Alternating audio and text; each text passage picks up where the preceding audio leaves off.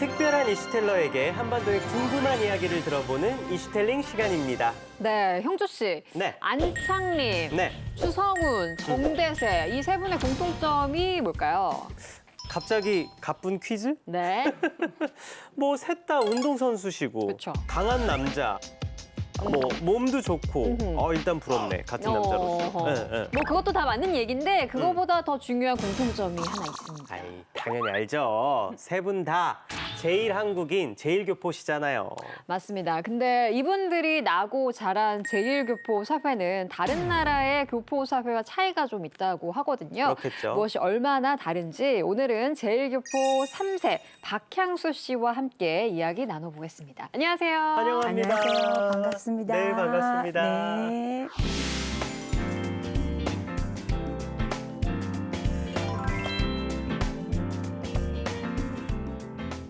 제1교포 3세라고 소개를 좀 해주셨는데 그러면 할아버지, 할머니 때부터 일본에 사신 건가요? 네, 맞아요. 저는 제일교포 3세고요. 할아버지, 할머니는 이제 일제 감정기에 일본으로 건너가셨다가 이제 정착을 한 케이스입니다. 아버지, 어머니도 일본에서 태어나고 자라셨고요. 네. 어쩔 수 없이 일본으로 갔지만 1945년에 광복이 됐잖아요. 그럼 다시 돌아올 수 있었던 거 아닌가요? 네, 사실 우리 친할머니 쪽은 돌아왔어요, 한국으로. 네, 그때 이제 한국에 기반이 없다 보니까 네. 너무 한국에서의 삶이 너무 힘들었고 게다가 이제 6.25 전쟁까지 터져가지고 부산 쪽에 사셨는데 결국 그 7살 된 우리 아버지를 데리고 밀항선을 타고 다시 일본으로 유턴한 케이스고 지금 우리 할머니가 이제 100세씩인데 살아계시거든요. 살아계세요? 네, 100세신데? 네, 고베 살아계세요. 지금도 정확히 그 당시 이야기를 저한테 해주십니다. 어떻게 한국으로 돌아왔고 8년간 버텼지만 전쟁이 이렇게 무서웠고 숨어서 일본으로 다시 돌아왔다. 네. 할머님이 한국어도 하세요? 한국어도 하시죠. 네. 근데 이제 워낙 일본에 오래 살아서 일본어를 더 편해하십니다. 네. 정말 얼마나 많은 사연이 그 안에 담겨 있겠습니까? 맞아요. 네, 형주 씨, 이렇게 네. 일본에 남게 된 분들의 국적이 뭘까요? 당연히 일본 아니면 한국? 모두도 그렇게 생각하실 텐데 조선입니다. 조선이요? 네. 아니 우리가 아는 그 조선? 이미 역사 속으로 사라진 나라인데 그런데 국적으로 인정이 된다고요? 정확히는 국적이 아니에요. 예. 근데 이제 해방 전까지는 일제 감정기에는 당연히 일본에 있는 그 한국 사람들, 우리 한반도 출신자들도 국적은 일본이었어요. 하지만 해방 직후 일본 국적이 한꺼번에 다 박탈이 됩니다. 그러면 국적을 어떻게 해요? 그때 이제 본국은 아직 정권이 수립이 안 됐어요. 45년이면 북한도 없었고 한국 그쵸. 전부도 없었어요. 맞습니다. 그래서 일괄적으로 한반도 출신자를 조선이라고 국적란에 이 사람들은 일본 사람이 아니라 저 한반도에서 온 사람들이다. 그렇게 구별을 하기 위해서 국적이 아닌 국적을 부여한 거죠. 출신지를 정확히는 의미하는 것이. 네. 네. 말씀해 주셨듯이 아직 이제 대한민국이 수립되기 전이니까 네. 조선적으로 칭한 상태였다. 네. 그러고 나면 한국 정부가 생겼단 말이죠. 맞아요. 그러면 그 이후에 한국 국적을 취득한 분들도 계시지만 네. 또 일본에 귀화한 분들도 계실 테고 맞아요. 아직도 조선 국적을 유지하고 있는 분들도 꽤 있을 것 같아요. 네, 지금 현재 한 3만 명 이하라고 들었는데 물론 줄어들고는 있지만 네. 여전히 한 3만 명 정도 분들이 국적란에 조선 이거를 유지하고 계시고요. 65년에 한국과 일본이 정식 수교를 맺었잖아요. 그 이후로 일본에 살아있는 이제 조선이라는 국적란에 조선이라고 되어 있는 이 교포들도 한국 국적을 취득할 수 있게 됐어요. 네. 왜냐하면 일본에 살아있는 제일교포들의 98%는 경상도, 전라도, 제주도 출신의 한국 출신이에요. 원래는 예, 남쪽 출신자들이기 때문에 많은 분들이 물론 한국 국적을 취득을 했죠. 근데 안 한 사람들, 조선nhân 쪽 사람들, 그러니까 북한을 더 지지하는 사람들은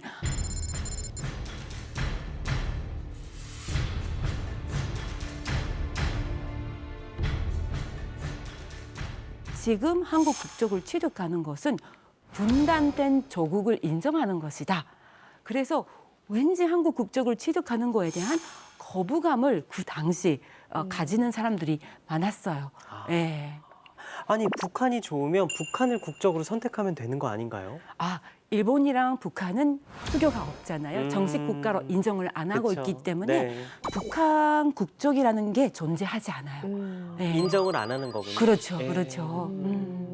얘기를 들어보니까 제1교포라는 사회의 특수한 상황들을 좀 이해할 수 있을 것 같은데 네. 아까 저희도 뭐 추성훈, 뭐 안창림, 정대세 선수 얘기를 했는데 정대세 선수는 한국과 북한 이중 국적이라고. 잠깐! 네. 한국과 북한 이중 국적이 가능해요? 그게 정말 특이한 케이스예요. 아. 예, 전대세 선수 같은 경우에는 초등학교부터 대학교까지 조천연계 조선학교를 나오셨고요. 네. 예, 또 그 아버님은 한국 국적이시고요. 조부모 세대부터 이제 한국 국적을 그때 취득을 이미 하셨고, 예. 어머님은 이제 조선이라는 국적을 유지를 하셨다고 들었어요. 그러니까 부모의 국적이 다른 거고, 어머님은 또 조선학교에서 오랫동안 교사로 일하셨다고 알려져 있습니다. 네. 예, 그래서 그분이 받은 교육 자체가 쭉 이제 조천연 산하 조선학교에서 배웠기 때문에 피파에 예. 직접 자필로 신청을 해서 그런 개인의 사정, 개인의 자랑 배경을 얘기를 해서 또 이제 조천연을 통해서 네. 북한에서도 그거를 인정을 하겠다. 국가대표로 뛸 수 있는 자격을 주겠다. 이렇게 된 걸로 알고 있고 아주 특별한 케이스로 화제가 됐습니다. 그러네요. 이 정대세 선수가 북한 대표팀에 들어가면서 인터뷰에서 이런 얘기를 했네요. 나는 16년간 조선학교에 다녔다. 그래서 마음의 조국을 북한이라고 생각했다라고 얘기를 했다는데 향수 씨도 조선학교에 다녔다고 제가 얼핏 들었습니다. 네, 저도 이제 저 부모님도 조선학교 출신이고 저 이제 사남매인데 이제 모든 사남매가 유치원부터 고등학교까지 조선학교를 다녔습니다. 예. 그래도 저는 마음의 고향이 북한 그렇게는 생각하지 않아요. 사람에 따라 다르겠죠. 그렇죠, 그렇죠. 예.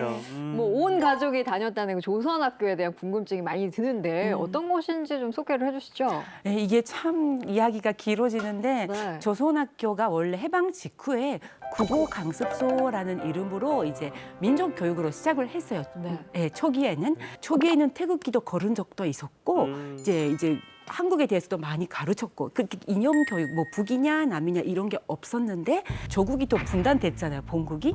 그러면서 일본에도 북쪽과 남쪽을 지지하는 따로따로 단체들 이념의 차이로 갈라지기 시작한 거예요. 조천년이 이제 조선학교를 산하에 두고 이제 관리를 하게 되면서 이제 점점 이념적인 교육 이제 또 북한도 적극적으로 지원을 했어요. 교육 원조비와 장학금이란 돈을 보내왔고 그렇게 하면서 아무래도 교육이 북한 쪽으로 변질이 돼가는 과정을 거치고 있고 오늘까지도 그런 문제점들이 사실 남아 있습니다. 학교 운영이라든지 아니면 교육 과정이나 내용이 좀 궁금해지는데 네. 어떤가요? 아마 깜짝 놀라실 거예요. 그 교육 내용은 정말 이제 북한 쪽에 완전히 가깝고요. 그래요? 이제 교과서 같은 경우도 이제 북한 쪽에서도 다 이제 교육 정책에 영향을 미쳐요. 김일성 원수님의 어린 시절이라는 교과가 초등학교 4학년부터 시작해요. 그거는 계속 있어요. 예, 그거는 또 특별히 혁명역사연구실이라는 빨간 카펫이 깔려진 정말 우아한 교실이 있어요. 김일성 혁명 역사 그게 연구실. 정규 과목이에요? 예, 정규 아주 중요한 첫 번째 과목 빨간 교과서. 예, 사상 교육이네요. 사상 교육이죠. 예, 그리고 소년단이라는 거는 솔직히 정치적 조직이거든요. 이제 소년단 활동이 시작하고 북한 지도자의 생일이나 뭐 4월 15일, 2월 16일 막 그런 거는 뭐 행사가 따로 있거나 뭐 또 학교에서 쓰는 단어들도 친구라는 단어보다 동무, 예, 형주 동무, 뭐 이런 동무를 쓰고 네. 그런 것들 또 생활 청화. 북한에서 오신 분들 청화 얘기 많이 하시죠. 네, 저희도 이제 학교에서 청화가 있었고, 교실마다 또 초상화가 그려져 네. 있다. 네. 이것도 사실입니까? 네, 교실마다 이제 저 진짜 유치원 때 강력한 이미지는 진짜 교실에도 초상화가 있고 강당에 가면 초대형 초상화가 있어요.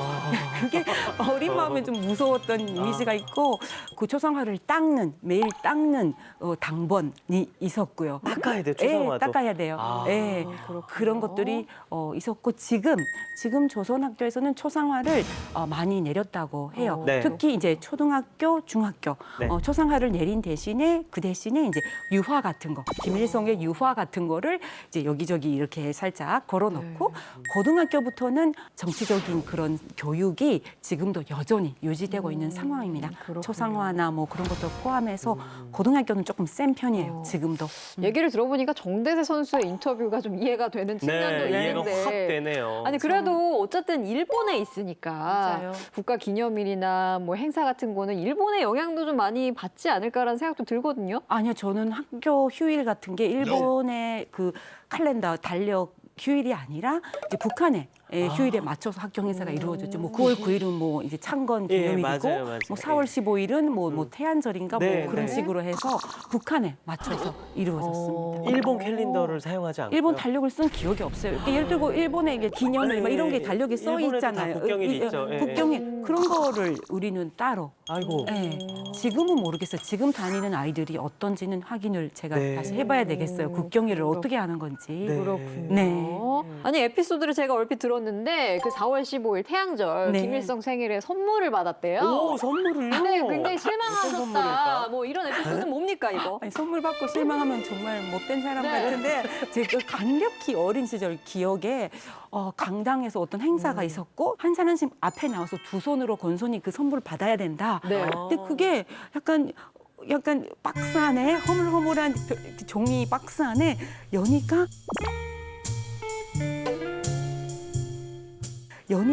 가느다란 인삼 뿌리, 가느다란 인삼 뿌리, 인삼 뿌리가 있었는데 산삼일 수도 있죠.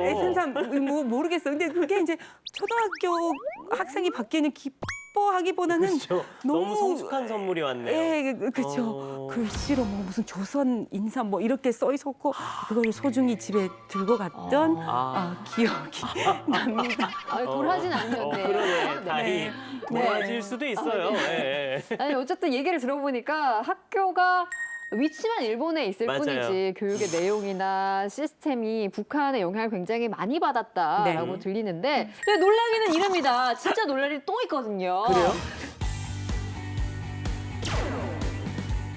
VIP 코스로도 VIP 코스? 크게 아주 문제 의식 없이 하지만 괴리감은 많이 이질감 상당히 좁은 그 네트워크에서 네트워크, 예. 가족과 같은 연대감 경제 활동도 거기서 돈을 벌고. 그렇죠. 예. 그러니까 그런 이제 인간관계 연장선으로 보내는 분들이 계시겠고 한국의 국가를 못 불렀습니다. 국기도 못 그렸어요. 눈 감고 인공기는 그릴 수 있어요. 또 오늘 녹화가 죄다 편집되지 않을까라는 걱정이 드는데